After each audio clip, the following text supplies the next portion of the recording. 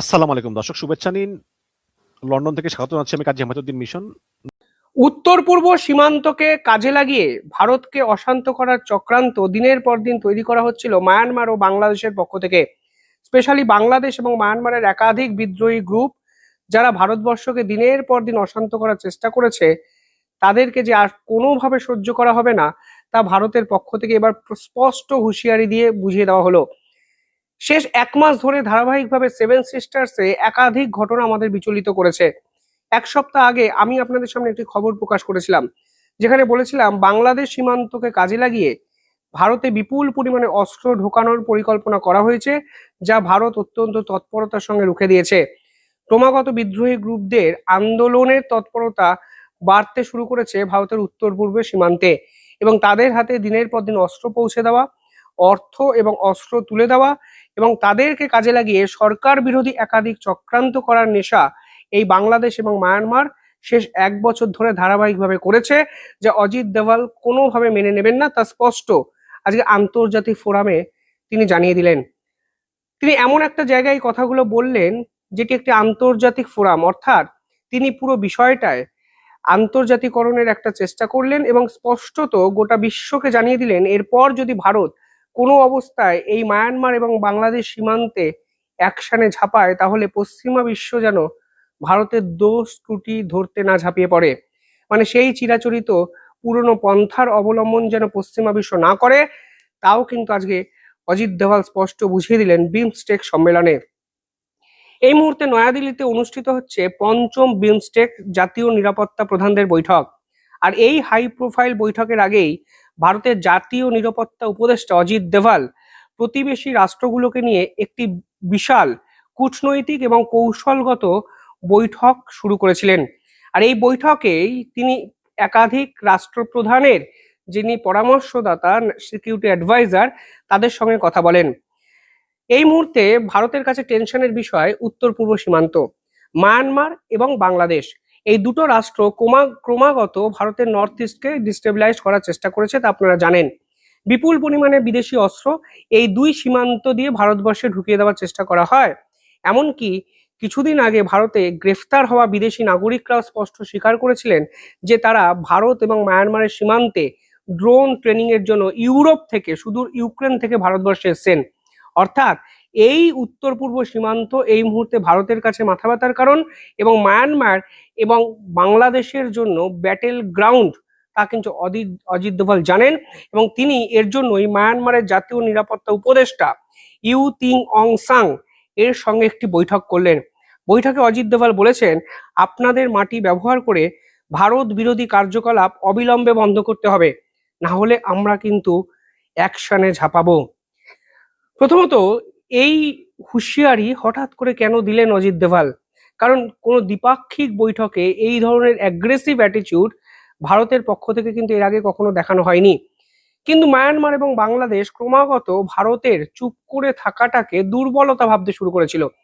ফলে তারা তাদের নেতাদের স্পিচে যেমন এই অঞ্চলটিকে টার্গেট করেছিল, ঠিক একইভাবে গ্রাউন্ড রিয়েলিটিতেও ভারতের বিদ্রোহী গ্রুপকে কাজে লাগিয়ে সরকারকে বিপদে ফেলা চক্রান্ত কিন্তু করেছিল। জাতীয় সুরক্ষার সঙ্গে যে কোনোভাবে কম্প্রোমাইজ করা যাবে না তা কিন্তু আজকে অজিত দোভাল স্পষ্ট বুঝিয়ে দিলেন। এই মায়ানমার সীমান্তকে কাজে লাগিয়ে অনুপ্রবেশ শেষ এক বছরে সব থেকে বেশি হয়েছে, তা ভারতের আভ্যন্তরীণ রিপোর্টে প্রকাশিত। মায়ানমারের বর্ডারকে কাজে লাগিয়ে দিনের পর দিন অবৈধ বাংলাদেশিরা ভারতবর্ষে আসেন। তারা ভারতবর্ষের বিভিন্ন স্থানে ছড়িয়ে যান। তারা কখনো স্লিপার সেলকে অ্যাক্টিভ করার চেষ্টা করেন, কখনো অর্থ এবং অস্ত্র নিয়ে ভারতবর্ষের বিদ্রোহী গ্রুপের সঙ্গে বৈঠক করেন। সব মিলিয়ে মায়ানমার বর্ডার এই অবৈধ অনুপ্রবেশকারীদের এক এপিসেন্টার হয়ে উঠছিল, যা আজকে অজিত দোভাল স্পষ্ট বলেছেন। পাশাপাশি এই উত্তর পূর্ব ভারতের একাধিক বিচ্ছিন্নতাবাদী গোষ্ঠীর হাতে অস্ত্র তুলে দেওয়া হয় এই পার্টিকুলার জোনাল পয়েন্টটাকে কাজে লাগিয়ে। দেখুন, এই অঞ্চলের ডিপ স্টেটের খেলা কিন্তু বহু পুরনো। মায়ানমারের খ্রিস্টান সম্প্রদায়ের কিছু মানুষ এবং ভারতবর্ষের খ্রিস্টান সম্প্রদায়ের কিছু মানুষ এবং বাংলাদেশের চট্টগ্রামের কিছু খ্রিস্টান মানুষদের নিয়ে এখানে ডিপ স্টেট বহু আগেই একটি খ্রিস্টান রাষ্ট্র তৈরি করতে চেয়েছিল। আর এখন তারা সেই তাদের লক্ষ্যকে পূরণের জন্য তারা এই ধরনের অস্থিতিশীল কাজকর্ম করছে, তা আমরা আজকে সকলেই জানি। ফলে এই বর্ডার এরিয়া যেখানে একটা ট্রায়াঙ্গুলার তৈরি হয়েছে, ট্রায়াঙ্গুলার শেপের একটা কনফ্লিক্ট জোন তৈরি হয়েছে, সেখানে বিদেশি অস্ত্র প্রধানত মায়ানমার এবং বাংলাদেশের সীমান্ত দিয়ে কিভাবে আসছে, সেই প্রশ্ন আজকে দুই দেশের নিরাপত্তা উপদেষ্টাকে সরাসরি করা হয় ভারতের পক্ষ থেকে। পাশাপাশি মায়ানমারের মাটিকে কাজে লাগিয়ে ভারত বিরোধী একাধিক গোষ্ঠী কিন্তু ঘাঁটি গেড়েছে। দেখুন, মায়ানমার এবং ভারতবর্ষের মধ্যে যে সীমান্ত আছে, সেই সীমান্তে কিন্তু শিথিলতা দেখা যায়। তাদের পাসপোর্ট, ভিসা, আধার কার্ড কিছুই লাগে না এপার থেকে ওপার যাওয়ার জন্য। ফলে ভারতের বিদ্রোহী বহু গোষ্ঠী মায়ানমার সীমান্তে তাদের কিন্তু এপিসেন্টারটি তৈরি করেছে, ঘাঁটি তৈরি করেছে। ফলে মায়ানমার দিনের পর দিন এদেরকে প্রশ্রয় দিয়েছে, বাংলাদেশ এদেরকে অস্ত্র দিচ্ছে এবং অর্থ এবং অস্ত্র পশ্চিমা বিশ্বের সাপোর্টে এরা ভারতবর্ষের দিনের পর দিন ক্ষতি করছে, যা আজকে অজিত দোভাল আন্তর্জাতিক স্তরে সকলের আগে ফাঁস করে দেন। অজিত দোভাল শুধু মায়ানমারের ন্যাশনাল সিকিউরিটি অ্যাডভাইজারের সঙ্গে বৈঠক করেছেন তা নয়, ভারতের জিওপলিটিক্যাল চালের পরিধি এই মুহূর্তে অনেকটা বড় তা বুঝিয়ে দিয়েছেন দোভাল আরো তিনটে গুরুত্বপূর্ণ ওপেন টু মানে 1-to-1 বৈঠক করে। প্রথম বৈঠকটি তিনি করেছিলেন থাইল্যান্ডের সঙ্গে।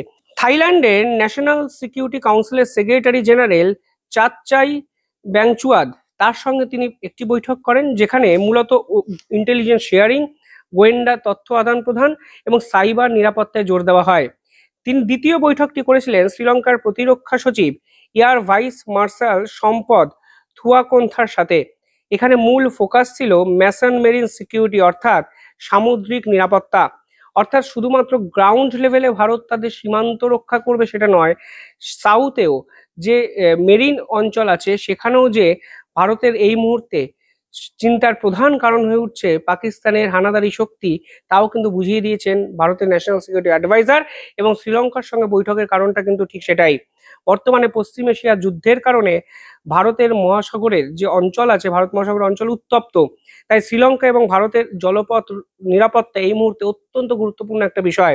পাশাপাশি তৃতীয় তিনি বৈঠকটি করেছিলেন বাংলাদেশের প্রতিরক্ষা উপদেষ্টা brigadier general doctor A.K. Shamsul ইসলামের সাথে। বাংলাদেশের বর্তমান প্রেক্ষাপটে ভারতের এই নিরাপত্তা যোগাযোগ আরো গুরুত্বপূর্ণ হয়ে যাচ্ছে, তা কিন্তু আজকে শামসুল রহমানের সঙ্গে বৈঠকে স্পষ্ট হয়ে যাচ্ছে। এবং ক্রমশ বাংলাদেশে জেহাদিদের উৎপাত বাড়ছে, উগ্র ইসলামিস্টদের উৎপাত বাড়ছে, তারা ভারতের সীমান্ত পেরিয়ে ঢোকার চেষ্টা করছে, তারা মায়ানমার বর্ডারকে কাজে লাগিয়ে অস্ত্র ঢোকানোর চেষ্টা করছে এবং ক্রমশ অবৈধ অনুপ্রবেশকারী ইস্যু যে বাড়ছে এবং ভারত যে কোনোভাবেই আর তা টলারেট করবে না, তা অজিত দোভালের সঙ্গে বাংলাদেশের নিরাপত্তা উপদেষ্টার এই বৈঠকে কিন্তু স্পষ্ট হয়ে গেছে। ফলে ভারত এবং পাকিস্তানের কারণে এই মুহূর্তে দক্ষিণ এশিয়ায় উন্নয়ন নিয়ে আর এই সকল ছোটখাটো রাষ্ট্র যে ভাবছে না তা কিন্তু পরিষ্কার। এই মুহূর্তে দাঁড়িয়ে ভারতের অ্যাক্ট ইস্ট পলিসি এবং নেইবারহুড ফার্স্ট পলিসির অংশ হিসাবে বিমস্টেককে মূল প্ল্যাটফর্ম হিসাবে বেছে নিয়েছিল ভারত। কিন্তু অ্যাক্ট ইস্ট এবং নেইবার ফার্স্ট পলিসি নিয়ে যখন কথাবার্তা বলতে শুরু করা হয়, তখনই প্রতিবেশী রাষ্ট্র হিসাবে মায়ানমার এবং বাংলাদেশের ভূমিকা নিয়েও কিন্তু বর্তমান সময়ে প্রশ্নচিহ্ন ওঠে। এবং সেই প্রশ্নের সলিউশন খোঁজার জন্য আজ অজিত দোভাল পাল্টা হুঁশিয়ারি দিয়ে বলে দিলেন, কোনো অবস্থাতেই কোনো হানাদারি শক্তির আগ্রাসন উত্তর পূর্ব ভারতে যদি তৈরি করা হয়, তাহলে ভারত চুপ করে বসে থাকবে না। প্রসঙ্গত এই উত্তর পূর্ব ভারতের কাছেই মঙ্গলা পোর্ট চীনের হাতে তুলে দিয়েছে বাংলাদেশ, এবং শিলিগুড়ি করিডোরের কাছে তিস্তা প্রজেক্ট, যা চীনের হাতে সঁপে দিয়েছে তারেক রহমানের সরকার। অর্থাৎ বাংলাদেশ সরকার প্রতিবেশী রাষ্ট্রকে চাপে রাখতে গিয়ে আরো এক শক্তিশালী রাষ্ট্রকে এই বর্ডার এরিয়াতে নিয়ে আসছে। অজিত দোভাল স্পষ্ট বুঝিয়ে দিয়েছেন, কোনো অবস্থাতেই ভারত কোনো ধরনের জাতীয় নিরাপত্তার সঙ্গে সম্পর্কযুক্ত কোনো খামখেয়ালি মনোভাবকে সহ্য করবে না। অর্থাৎ এই প্রথমবারের জন্য দোভালের হুঁশিয়ারি, যা দক্ষিণ এশিয়ার রাজনৈতিক প্রেক্ষাপটে অত্যন্ত গুরুত্বপূর্ণ। ভারত সেখানে বুঝিয়ে দিল, আমরা নেইবার ফার্স্ট পলিসিতে বিশ্বাস করছি, আমরা অ্যাক্ট ইস্ট পলিসিতে বিশ্বাস করছি, কিন্তু আমরা এই সকল রাষ্ট্রগুলোর সঙ্গে ভালোভাবে উদারতা দেখাচ্ছি বলে এটা নয়, তারা ভারতবর্ষের আভ্যন্তরীণ জাতীয় নিরাপত্তা যে ইস্যু তৈরি হয়েছে সেগুলোর পিছনে আসল দায়ী হবেন। ফলে সব মিলিয়ে উত্তপ্ত বিমস্টেক। দোভাল যে হুঁশিয়ারি দিলেন ভারত এবং বাংলাদেশের সম্পর্ক যে আরো জটিল জায়গায় নিয়ে গেল, তা কিন্তু আর বলার অপেক্ষা রাখছে না হুঁশিয়ারির পর। আপনারা কিভাবে দেখছেন পুরো বিষয়টি কমেন্টে জানাবেন। নমস্কার, আমি তরুণ ঘোষ। বাংলাদেশ ত্রিমুখী, মানে বলা যায় যদি আপনি শুদ্ধ ভাষায় বলেন, ত্রহস্পর্শে বাংলাদেশ। একদিকে বন্যা, অন্যদিকে জেনজি যারা আছে তাদের হঠাৎ আন্দোলন, তারপরেতে এই বন্যায় ক্ষতিগ্রস্ত ফসল, ব্যাংকের তারল্য কমে যাওয়া, তারই মধ্যে আবার শেখ হাসিনা তাল ঠুকছেন। তারেক রহমান সরকার এই মুহূর্তে খুব বিপদের মধ্যে দিয়ে আছে।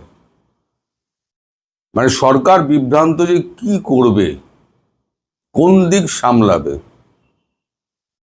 সীমান্ত সামলাবে না জেনজির আন্দোলন সামলাবে, নাকি মায়ানমারের দিকে গন্ডগোল সামলাবে, মায়ানমারের বলছি আপনার যেটা পাহাড় এলাকা সেখানকার গন্ডগোল সামলাবে, না আইন শৃঙ্খলা সামলাবে, কোন দিকে যাবে? আর সরকার অদ্ভুত একটা নির্লিপ্ত ভাব, বলে না যে বোকা হয়ে যাওয়া।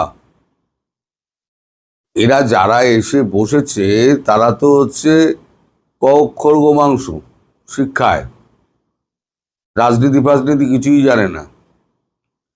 এই জেনজির আন্দোলনটা হতোই না। আমাদের দেশে কি হয়, যদি বন্যা প্রাকৃতিক দুর্যোগ হয় সঙ্গে সঙ্গে সরকার বলে দেয় যে এতদিনের জন্য পরীক্ষা বন্ধ। কারণ সত্যি তো চারিদিকে যদি জল জমে যায় আর এই বর্ষায় শিক্ষার্থীরা আসবেই করে, পরীক্ষার্থীরা আসবেই করে। তারপর শুনছি আপনারা নাকি ম্যানহোলের ঢাকনা নাকি চুরি হয়ে যায়। কোনো সভ্য দেশে হয় বলে আমি জানি না ম্যানহোলের ঢাকনা চুরি হয়ে যায়। তা ম্যানহোলের মধ্যে পড়ে গিয়ে যদি নিখোঁজ হয়ে যায় তখন কি হবে? সরকার দায়িত্ব নেবে? এদিকে সরকারের শিক্ষামন্ত্রী তিনি বলে দিয়েছেন যে ফার্মের মুরগির মতো শিক্ষার্থীরা। কোথায় ফার্মের মুরগি আর কোথায় শিক্ষার্থী?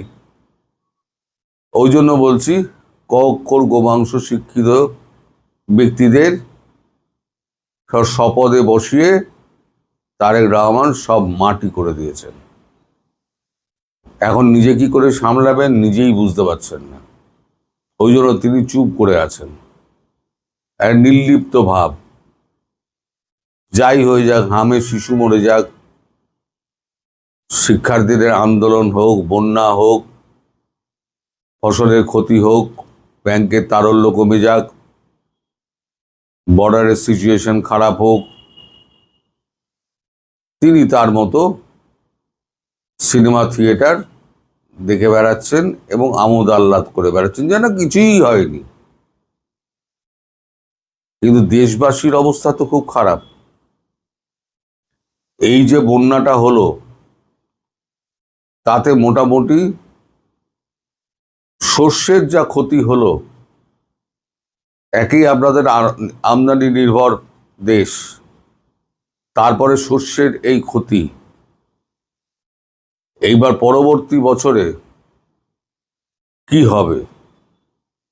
আপনাদের সাহায্য করার জন্য কেউ নেই। আপনারা ভাবেন আপনাদের আমেরিকা সাহায্য করবে, পাকিস্তান সাহায্য করবে, তুর্কি সাহায্য করবে। পাকিস্তানের নিজের অবস্থা খুব খারাপ। পাকিস্তান আপনাকে বাঁচাবে? $17.5 বিলিয়ন চীন চেয়ে বসেছে, যে অনেক হয়েছে।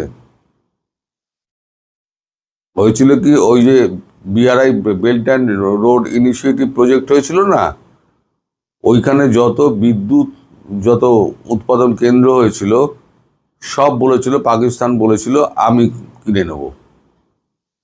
পাকিস্তান সরকার কিনে নিয়েছে, চীনও করে দিয়েছে। 60 বিলিয়ন না 65 বিলিয়ন ওখানে ডলার খরচা হয়েছে। এইবার টাকা যখন পরিশোধের ব্যাপার হচ্ছে তখন 2019 সাল থেকে এই পরের বছর দেবো, রোল ওভার করে দিন। এই সুদের সুর চক্রবৃদ্ধি হারে সেটা গিয়ে দাঁড়িয়েছে $17.5 বিলিয়ন। শুধু সুদ, আসল ছেড়ে দিন। এখন চায়নার কাছে গেছিল, চায়না বলেছে আমার আর সময় দিতে পারবো না, টাকা আমায় দিতেই হবে। ছুটেছে এখন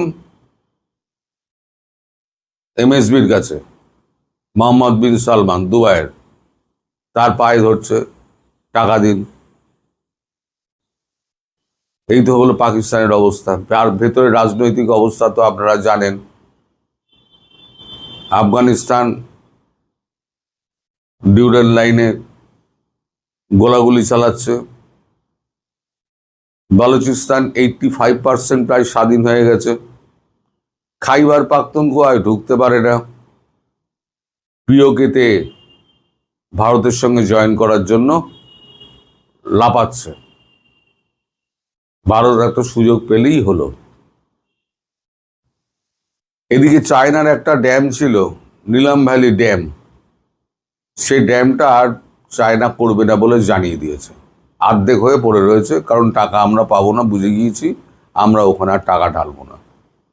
এই হচ্ছে বর্তমানে পাকিস্তানের অবস্থা। আমেরিকা ফেসে গেছে কোথায়? আমেরিকা ইরানে ফেসে গেছে। শান্তি চুক্তি তো গেছে মায়ের ভোগে। সেটা আমি বলি, শোনো, শান্তি চুক্তি টিকবে না। ইরানকে কালকে রাত্রিবেলা 6000 মিসাইল মেরেছে ইরান, আমেরিকা এবং ইসরায়েল মিলে। ইরানও পাল্টা আঘাত করছে, আমেরিকা ওখানে ফেসে রয়েছে। ট্রাম্পের কোনোটাই খাটেনি, না ট্যারিফ কেটেছে, না ইউক্রেনের যুদ্ধ বন্ধ করতে পেরেছেন, আবার নতুন করে আবার ইরানের সঙ্গে পাঙ্গা নিয়ে নিজের অবস্থা আরো খারাপ করে ফেলেছেন। তো সেইখানে যদি আপনি টাকার জন্য যান, আপনাকে টাকা দেবে, আপনাকে টাকা দেবে না। ফলে আপনার যে বাজেট ডেফিসিট রয়েছে, সেই বাজেট ডেফিসিট আপনি পূরণ করবেন কি করে, কোত্থেকে? তার মধ্যে শেখ হাসিনা তাল ঠুকছেন যে আবার আমি ফিরব। সরকার উল্টো পাল্টা বকছে, ঢুকতে দেব না। দেশের প্রধানমন্ত্রীকে তিনি ঢুকতে দেবেন না তারা। এখন সাময়িক বর্ষা চলছে, 71 সালের মতো বর্ষা কিছুটা হলেও বাঁচিয়ে দিয়েছে, নাহলে এটা ছিল উপযুক্ত সময়। পাকিস্তানের অবস্থা খারাপ, বাংলাদেশের কাছে অর্থ সংকট, আমেরিকা ওদিকে ফেসে, ইরানের সঙ্গে আমাদের সম্পর্ক খুব খারাপ হয়ে গেছে, কারণ ভারতীয় জাহাজগুলোতে সমস্ত মিসাইল ফিসাইল মেরেছে। কালকে ইরানের রাষ্ট্রদূতকে ডেকে জয়শঙ্কর আচ্ছা করে দিয়েছেন। দুটো কাজ একসঙ্গে চলতে পারে না। ভালো সম্পর্ক এবং তারই সঙ্গে সংঘর্ষ। আমরা তো আপনাদের পেছনে কোনো কাঠি দিইনি, আপনারা কেন ভারতীয় জাহাজকে লক্ষ্য করে আপনারা কেন এ করছেন? তাই এই হচ্ছে চারদিকের অবস্থা। এই অবস্থার মধ্যে বাংলাদেশ সরকার এখন নির্লিপ্ত। মানে বাংলার একটা ভাষা আছে, শুদ্ধ ভাষা, কিংকর্তব্য বিমূঢ়। তা এটা ছিল উপযুক্ত সময়, কিন্তু 1971 সালে যে ঘটনাটা ঘটেছিল না, ঠিক তার একেবারে মানে দ্বিতীয় সংস্করণ হতে যাচ্ছে। সেই সময়তে বর্ষার সময়টা এড়িয়ে গেছিলেন আমাদের মানেক শাহ। বর্ষার সময়টা এড়িয়ে যান, নদী নালা সমস্ত ভেসে রয়েছে। আমরাও হয়তো বর্ষার অপেক্ষা আমরা করছি, পাকিস্তানের বেলাতেও বাংলাদেশের বেলাতেও। এখন শুধু কালক্ষেপণ, কবে জল কমবে, কবে অবস্থা স্বাভাবিক হবে, আর এর মধ্যে ভেবেচিন্তেই খুব সম্ভবত শেখ হাসিনা বলেছেন আমি ডিসেম্বরের মধ্যে ফিরব, কারণ তিনি জানেন কোন সময় দেশে বন্যা হয় আর কোন সময় দেশের নদী নালা সম্পূর্ণ শুকিয়ে থাকে। এখন দেখা যাক এই কিংকর্তব্য বিমূঢ় সরকার ত্রহস্পর্শ থেকে কি করে বাঁচতে পারে।